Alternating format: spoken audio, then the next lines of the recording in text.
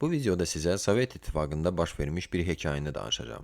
Sözü gedən hadisə 80-ci illərdə baş vermişdi. Ukraynada adi bir panel evin divarına səhvlikdən və diqqətsizlikdən hörülmüş radioaktiv maddəli kapsula, onun təsir zonasında olan insanları 9 il ərzində yavaş-yavaş öldürürdü və bütün bu müddət ərzində heç kim nə baş verdiyini anlamırdı. Sakinlər xəstələnir, bir-birinin ardınca ölür, həkimlər isə dəfələrlə eyni nəticəyə gəlirdi. Nəsildən nəslə keçən pis irsi xəstəliklər. Bu Çernobil və ya atom stansiyasında bir qəza deyildi. Bu, Donbassdakı adi bir şəhərdə adi bir mənzil idi. Ora insanlar köçür, həmin otaqda uşaq otağı quraraq təmir edir və uşaqlarının yatağını divara söykəyərək qoyurdular. Divarın arxasında isə onları gizli ölüm gözləyirdi. Radioaktiv kapsulanın ümumiyyətlə yaşayış evinin divarında necə peyda olduğunu başa düşmək üçünsə, onun hardan gəldiyini başa düşmək lazımdır. Donetsk vilayətinin Telmanova rayonunda xırda daş çıxarılan və emal edilən Koranski karxanası işləyirdi. Bu karxanada çıxarılan daşların sıxlığı və keyfiyyətini ölçmək üçün radioaktiv şüa ilə işləyən xüsusi sənaye cihazlarından istifadə olunurdu. Hər belə cihazın içində Sezium-137 adlı radioaktiv maddə olan kiçik kapsula olurdu. Bu radioaktiv izotopdur, yəni özü daim qamma şüalanması yayırdı. Həmçinin şüalanmanın görünməz olması bütün canlılar üçün çox təhlükəli idi. Eyni zamanda Sezi-137-nin yarım parçalanma dövrü təxminən 30 ildir. Bu deməkdir ki, 30 ildən sonra o yalnız radioaktivliyinin yarısını itirir, daha 30 ildən sonra isə yenə yarısını. Yəni belə şey çox uzun müddət ölümcül təhlükəli olaraq qalırdı. Kapsulanın özü isə çox kiçik idi. 8-in 4-ü ölçüsündə olan bu kapsula santimetrdə yox, millimetr ölçüsündə idi. 80-ci illərin sonunda bu kapsula cihazdan qoparaq nəhəng xırda daş yığınının içinə düşmüşdü. Karxana işçiləri dərhal itmiş kapsulanın axtarışına başlamış, lakin tez bir zamanda anlamışdılar ki, onların qarşısında duran bu tapşırığın yerinə yetirilməsi demək olar ki, mümkünsüz idi. İşçilərin gördüyü işi sözlə ifadə etsək, belə bir cümlə alınacaqdı. Santimetrdən belə kiçik olan xırda kapsulu 10.000 ton daşın içində tapmaq. Karxana işçiləri təxminən bir həftəlik axtarışlardan sonra bu işin başını buraxdılar. Səbəb isə bu idi. O, illərdə Sovet İttifaqı 1980-ci ilin Moskva Olimpiyadasına hazırlaşırdı və karxana məhz bu olimpiya oyunları ilə bağlı tikinti obyektləri üçün daş verirdi. Əgər rəhbərlik itirilmiş kapsula səbəbindən karxananın işini dayandırsaydı, bu o vaxt onlar üçün partiya biletini stolun üstünə qoymaq demək idi. Yəni Komünist Partiyasının hər hansı üzvü üçün karyeranın sonu və ömür sonuna kimi problemlərlə qarşılaşmaq anlamına gəlirdi. Bəzi məlumatlara görə itki barədə məlumat güya Brejnevin özünə belə çatmışdı və o da istehsalatı dayandırmamağı əmr etmişdi. Bu doğrudur ya yox, dəqiq məlum deyil, amma bütün bunların nəticəsi məlum sənədlərlə sübut olunurdu. Karxana rəhbərliyi cihaz itkisini sənədləşdirmiş, ambardan ehtiyatda olan yeni cihazı götürmüş və heç nə olmamış kimi işini davam etdirmişdi. Zəhərlənmiş bütün xırda daş yığını isə vaqonlara yüklənərək dəmir beton məmulatları zavoduna göndərilmişdi. Orada betona qarışdırılaraq yeni yaşayış evlərinin divarları üçün istifadə edilirdi. Bu divarlar Ukrayna SSR-də Kramatorskdakı yeni evin 4-cü mərtəbəsindəki mənzillərə məxsus idi. Ev 1980-cı ildə istismara verilmişdi. Bu tipik panel tipli 9 mərtəbəli bina idi. Amma Sovet meyarlarına görə olduqca yaxşı bina sayılırdı. Çünki həmin vaxtdakı başqa binalardan fərqli olaraq lift və isti su ilə tam təmin olunmuşdu. İnsanlar bu binaya məmnuniyyətlə köçürdülər. Buradakı 85-ci mənzilə bir ana, 2 uşağı ilə 18 yaşlı qızı və 16 yaşlı oğlu ilə köçmüşdü. Onlar öz mənzillərini Sovet dövründəki digər evlər kimi təmir etdilər. Uşaq otağında yataqları divar boyunca qoydular, divara isə əlbəttə ki, xalça asdılar. Və məhz bu divar uşaqların hər gecə yatdığı məkan gələcəkdə onların ölüm səbəbinə çevrilirdi. Çünki həmin o zəhərli kapsula məhz xalça arxasındakı divardaydı. Yatan uşaqlarla radiasiya mənbəyi arasında cəmi 10-15 sm beton var idi.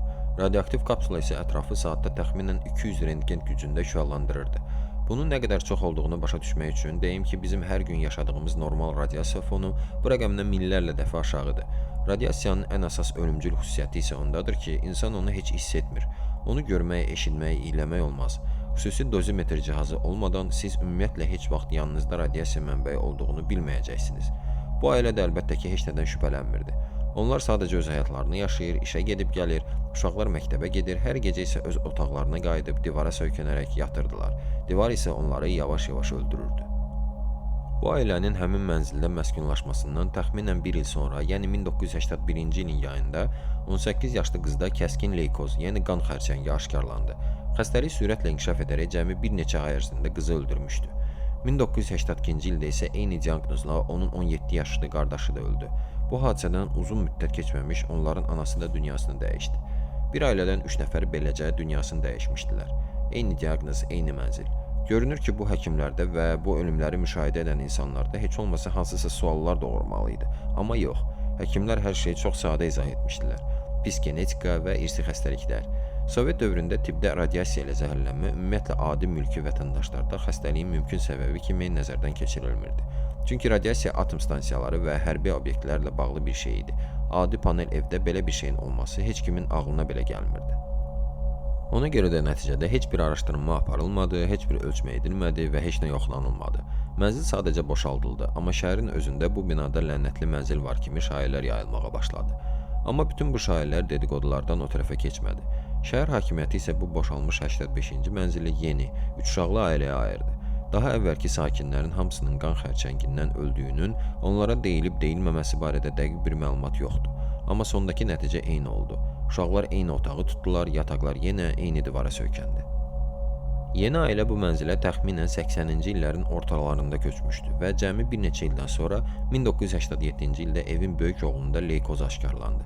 Bu oğlan çox tez bir zamanda dünyasını dəyişdi. Onun kiçik qardaşı təxminən 11 və ya 12 yaşındaydı. Tezliklə onda da eyni diaqnoz aşkarlandı. Oğlanı kritik vəziyyətdə xəstəxanaya yatırdılar. Bunun ardınca isə onun valideynləri də xəstələndi. Yeni vəziyyət demək olar ki, tamamilə təkrarlandı. Bu ailənin bu mənzildəki daha əvvəlki ailə ilə heç bir əlaqəsi yox idi. Amma yenə də bütün ailədə o vaxt üçün nadir xəstəlik sayılan qan xərçəngi aşkarlanmışdı. Amma bir detal da nəzərinizə çatdırım ki, o vaxt heç kimin izah edə bilmədiyi bir detal da var idi. Uşaq otağındakı divarda asılmış xalçada qəribə, dairəvi formada yanmış ləkə peyda olmuşdu. Sanki divarın içindən yanmışdı, amma əslində bu betondan keçib parça toxumasını hərfi mənada yandıran intensiv qamma şüalanmasının izi idi. Amma o anda əlbəttə ki, heç kim bundan şübhələnmirdi. Çünki xalçanın altında beton divarda heç bir iz yox idi.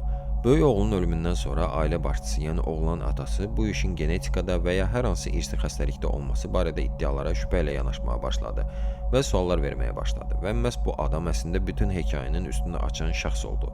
Çünki yalnız o rasional düşünürdü və hər şeyi mənzilin lənətinə atmırdı. Nəticədə bu kişi Kramatorsk sanitar epidemioloji stansiyasına müraciət etdi və mənzildə radiasiya fonunun yoxlanılmasını tələb etmişdi. Onun məntiqi çox sadə idi. Tamamilə fərqli iki ailə bir-birinin ardınca eyni nadir xəstəlikdən eyni mənzildə ölə bilməzdi.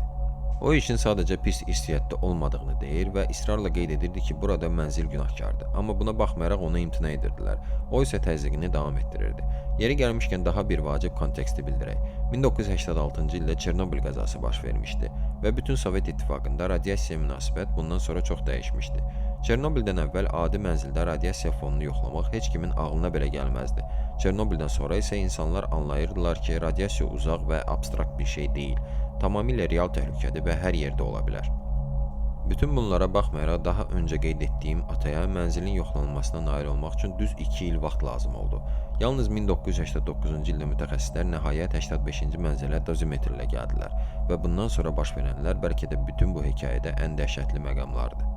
Bu hadisələri daha sonra Kramatorsk sanitar epidemioloji stansiyasının baş həkimi və ali dərəcəli radioloq Nikolay Savchenko ətraflı təsvir etmişdi.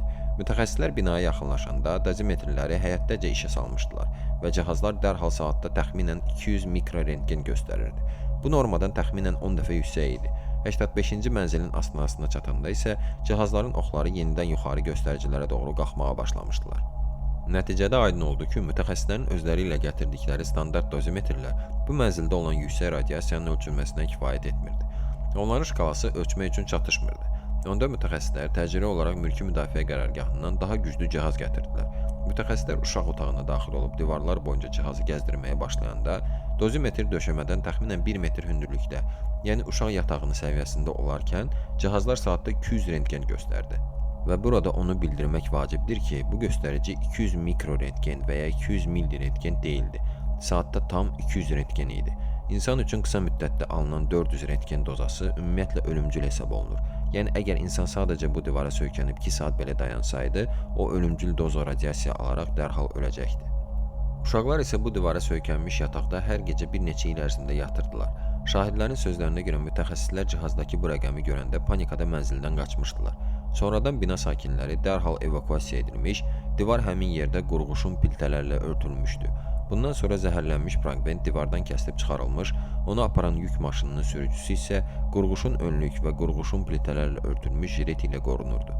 Divar fraqmenti Kiyevdəki nüvə tədqiqatları institutuna aparılmışdı. Orada alimlər xüsusi qoruyucu kameralarda həmin betondan müvafiq kapsulanı çıxarmağa nail olmuşdular. Kapsula üzərindəki zavod seriya nömrəsi toxunulmaz qalmışdı ki, bu da karxanada itirilmiş kapsulanın seriya nömrəsi ilə tam uyğun gəlirdi. Kapsula həmin mənzildən çıxarıldıqdan sonra bütün binada radiasiya fonu dərhal normaya düşmüşdü. 1990-cı ilin martında həmin binada bütün sakinlər üçün yığıncaq keçirilmişdi. Xarkov Tibbi Radiologiya İnstitutundan gələn mütəxəssislər hər sakinə onun aldığı təxmini radiasiya dozası haqqında arayış verdilər. Baş hakim Savchenko sonralar bu yığıncağı çox tragik təsvir edirdi. Otaqda qışqırıqlar, göz yaşları və qəzəb var idi. İnsanlar binadan köçürülmə və tibbi xidmət tələb edirdilər. Onları tamamilə başa düşmək olardı. Amma nəticədə heç kimi heç yerə köçürmədilər. İkinci ailəyə, yəni oğlunu itirmiş və digər ailə üzvləri xəstələnmiş ailəyə belə başqa mənzil təklif olunmadı. Onlar zəhərlənmiş divar parçası kəsilib çıxarıldıqdan sonra məcburən yenə həmin mənzilə qayıtdılar. Onu da qeyd edim ki, bu hadisə üzrə cinayət işi belə açılmadı. Heç kim nə kapsulanın itirilməsinə, nə karxananın işinin dayandırılmamasına görə, nə də insanların ölümünə görə cavabdeh olmadı. Yalnız 1993-cü ildə Kramatorskdan Ali Radanın bir deputatı 17 zərər çəkmiş sakini rəsmi olaraq Çernobıl qəzasının qurbanları ilə bərabərləşdirməyə nail oldu. Qeyd edim ki, Rada Ukraynanın milli məclisi hesab olunur. Bu onlara xüsusi tibbi xidmət və dövlət imtiyazları hüququ verdi. Amma 1995-ci ildə Radada səsvermə zamanı sadə bürokratiya səhvinə görə bu imtiyazlar da ləğv edildi. Həmin bina isə Kramatorskda indiyənədək dayanır və orada günü bugünədək insanlar yaşayır. Kapsula çıxarıldıqdan sonra bütün bina diqqətlə yoxlanılmışdı və radiasiya fonu hər yerdə normada idi. Amma bütün bu hekayədə ən ironik şey kapsulanın divarda necə peyda olması, həkimlərin 9 il ərzində ölümləri irtihata atması da deyildi. Ən heyrətamiz şey o idi ki, həqiqəti nə tənzimləyici struktur, nə təhlükəsizlik inspektoru, nə də həkim açdı. Həqiqəti oğlu ölmüş və ona deyilənlərə inanmaqdan imtina etmiş adi sakin, adi ata açdı. O 2 il təslim olmadan mənzilində dozimetrlə yoxlamanı tələb edirdi. Əgər onun inadkarlığı olmasaydı, kapsula bəlkə də divarda qalacaqdı və 85-ci mənzilə 3-cü ailə köçürüləcəkdi. Bu mənzil isə ailələri bir-birinin ardınca öldürməyə davam edəcəkdi. Həmin atanın adı kütləvi informasiya vasitələrində hallanmadığına görə onun adı naməlum qalmışdı. Amma həmin şəxs fikrimcə bir qəhrəman adına layiq görülməli idi. Sona qədər izləyib dinlədiyiniz üçün təşəkkürlər. Növbəti maraqlı videolarda görüşənədək.